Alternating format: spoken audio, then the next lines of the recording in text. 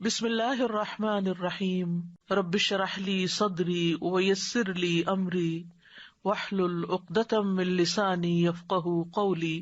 صحبت اور غسل جنابت۔ صحابہ کرام رضی اللہ عنہم کے درمیان غسل جنابت کا ایک مسئلہ زیر بحث آیا۔ ایک گروہ کہتا تھا کہ غسل صرف دخول پہ فرض ہو جاتا ہے، انزال شرط نہیں، یعنی واٹر ڈسچارج جو ہے وہ ضروری نہیں۔ دوسرا گروہ بیان کرتا تھا کہ وجوب غسل کے لیے دخول کے ساتھ انزال بھی شرط ہے۔ یہ طویل مباحثہ کسی فیصلہ کن صورت پر منتج نہ ہوا۔ آخر قرار پایا کہ ام المومنین حضرت عائشہ رضی اللہ عنہا سے دریافت کیا جائے۔ حضرت عائشہ نے کہا کہ رسول اللہ صلی اللہ علیہ وسلم نے فرمایا، اذا جلس بین شعبها الاربع ومس الختان الختان فقد وجب الغسل۔ جب مرد عورت کی چار شاخوں کے درمیان بیٹھ جائے اور اس کا محل ختنہ عورت کے محل ختنہ کے ساتھ مس کرے تو غسل واجب ہو جاتا ہے۔ تو مسئلہ یہ ثابت ہوا کہ صرف دخول پر ہی مرد اور عورت جنبی ہو جاتے ہیں اور ان پہ غسل واجب ہو جاتا ہے، انزال یعنی منی کا نکلنا شرط نہیں۔ جنابت کے احکام۔ وجوب غسل کی حالت کو حالت جنابت کہتے ہیں۔ وجوب غسل یعنی جب غسل واجب ہو جاتا ہے تو اس حالت کو جنابت کہتے ہیں۔ جنابت کا لفظ جم سے، جم پہلو کو کہتے ہیں، بچنا۔ مندرجہ ذیل چار حالتوں میں مسلمان مرد اور عورت پر غسل کرنا فرض ہو جاتا ہے۔ نمبر 1، جوش کے ساتھ منی خارج ہونے کے بعد، اس میں احتلام بھی داخل ہے، یعنی کوئی ایسا خواب آئے یا ویسے۔ نمبر 2، صحبت کے بعد یعنی سیکشول انٹرکورس کے بعد۔ نمبر 3، حیض کے بعد۔ نمبر 4، نفاس کے بعد یعنی بچے کی پیدائش کے بعد۔ اس میں یاد رکھیے کہ بہت سے لوگ پوچھتے ہیں کہ اگر خواتین انٹرنل چیک اپ کرواتی ہیں تو کیا اس سے غسل واجب ہوتا؟ تو کوئی غسل واجب نہیں ہوتا جب تک کہ ان چار چیزوں میں سے کوئی چیز نہ ہو۔ اس میں یاد رکھیے کہ بہت سے لوگ پوچھتے ہیں کہ اگر خواتین انٹرنل چیک اپ کرواتی ہیں تو کیا اس سے غسل واجب ہوتا؟ تو کوئی غسل واجب نہیں ہوتا جب تک کہ ان چار چیزوں میں سے کوئی چیز نہ ہو۔ صرف منی خارج ہونے سے بات نہیں، بلکہ جوش کے ساتھ منی خارج ہونے کے بعد غسل واجب ہوتا ہے۔ رسول اللہ صلی اللہ علیہ وسلم نے فرمایا، جب تم عورت کی چار شاخوں کے درمیان بیٹھ کر صحبت کرو تو تم پر غسل واجب ہو گیا اگرچہ منی نہ نکلے۔ آپ نے غور کیا ہوگا کہ طہارت کے مسائل بہت تفصیل کے ساتھ اور اپنے اندر بہت ڈیٹیلز رکھتے ہیں، اور بہت سے موضوعات ایسے ہیں کہ جو انسان کی ظاہری زندگی نہیں بلکہ اس کی نجی اور ذاتی زندگی سے متعلق بھی ہیں، لیکن اس طرح پبلکلی ان کو پڑھانا اور ان کو سکھانا یہ بھی ایک ضرورت ہے، کیونکہ آپ صلی اللہ علیہ وسلم نے انصار کی خواتین کی تعریف کی کہ انصار کی خواتین کتنی اچھی ہیں جنہیں حیا دین کا علم حاصل کرنے سے نہیں روکتا۔ تو سوال یہ پیدا ہوتا ہے کہ آخر اتنی تفصیلات کیوں؟ اور بعض لوگ اس کو ناپسندیدہ قرار دیتے ہیں، تو ایسا کرنا ناسمجھی کی علامت ہے۔ ہم دیکھتے ہیں کہ انسان اگر اللہ کے بتائے ہوئے طریقے کے مطابق زندگی بسر کرتا ہے تو اس میں خیر ہی خیر ہے، اور وہ صرف خیر اس کی اپنی ذات تک نہیں رہتی، بعض اوقات دوسروں کی بھلائی کا ذریعہ بھی بن جاتی۔ عورت کو بھی احتلام ہوتا ہے۔ ام المومنین حضرت سلمہ رضی اللہ عنہا روایت کرتی ہیں کہ حضرت ام سلیم نے رسول اللہ صلی اللہ علیہ وسلم سے کہا، اے اللہ کے رسول، یقیناً اللہ حق سے نہیں شرماتا، یعنی حق بات اور ایک ضروری بات جو ہے اس کو واضح کرنا ضروری ہوتا ہے، اور اس معاملے میں شرم سے کام نہیں لینا چاہیے، کہیں ایسا نہ ہو کہ انسان انجانے میں غلط کام کرتا رہے۔ تو یہ کہہ کر انہوں نے مسئلہ پوچھا، کیا عورت پر غسل ہے جبکہ اس کو احتلام ہو؟ آپ نے فرمایا ہاں، لیکن جب پانی کا نشان دیکھے یعنی منی دیکھے۔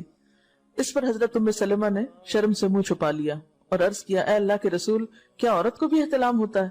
آپ نے فرمایا ہاں ہوتا ہے، تیرا داہنا ہاتھ خاک آلود ہو، یعنی ایک پیار کی ڈانٹ تھی۔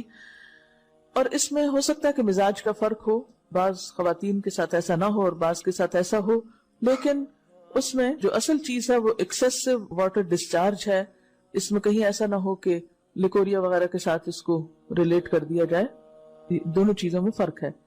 اور احتلام جو ہے وہ سوتے وقت ہوتا ہے، یعنی سو کر اٹھنے پر اگر انسان اپنے کپڑوں پر زیادہ ڈسچارج دیکھے، خواہ کوئی خواب یا کوئی فیلنگ یاد نہ بھی ہو، تو پھر غسل کرنا ضروری۔ معلوم ہوا کہ عورت یا مرد نیند سے اٹھ کر اگر تری یعنی نشان منی دیکھیں تو یہ احتلام کی علامت ہے، لہٰذا ان پر غسل کرنا فرض ہو جاتا ہے۔ اور اگر احتلام کی کیفیت انہیں یاد ہو لیکن نشان نہ پائیں، یعنی خواب یاد ہے لیکن کوئی سامنے علامت نہیں، تو غسل فرض نہیں ہوگا۔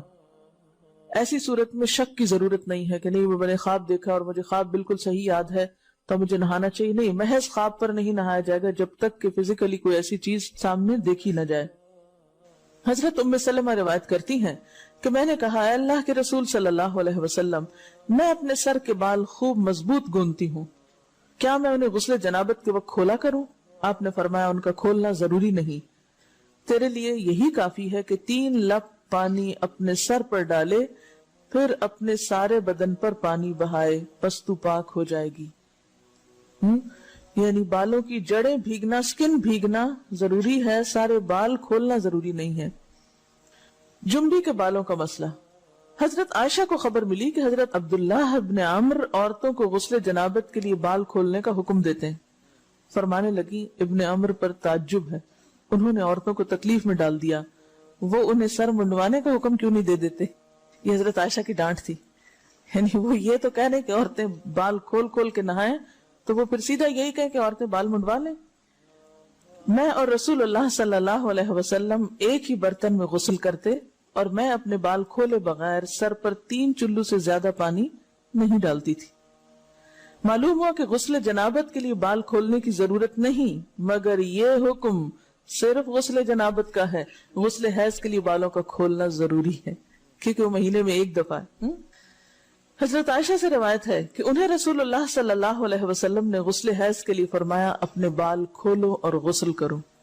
اس میں آپ دیکھیے کہ دونوں چیزوں میں فرق کیوں ہے، دونوں کی نوعیت فرق ہے. اور حیض جو ہے وہ ایک نجاست کی کیفیت بھی ہے نا، قل ہوا اذی. اس کے بعد نہانا اور نہا کر خوشبو لگانا خاص طور پر اس کا سارا حکم آتا ہے. لیکن غسل جنابت میں نجاست کی وہ کیفیت نہیں ہے. یعنی حیض کا خون اور منی جو ہے ان دونوں کے حکم میں بھی فرق ہے. ٹھیک ہے نا. بعض علماء کے خیال میں جو منی ہے اٹ سیلف وہ ناپاک چیز نہیں ہے. اگر کسی کپڑے وغیرہ کو لگ گئی تو وہ کپڑا ناپاک نہیں، اگر اس کو خشک ہونے پر کھرچ کے صاف کر دیا جائے تو کپڑا صاف ہو جائے گا. لیکن خون حیض پر آپ صلی اللہ علیہ وسلم کیا فرمایا؟ چٹکیوں سے مل مل کے اس کو صاف کر کے دھوئے. تو ان دونوں میں بھی فرق ہے. لہٰذا ان دونوں کے بعد نہانے کے حکم میں بھی فرق ہے.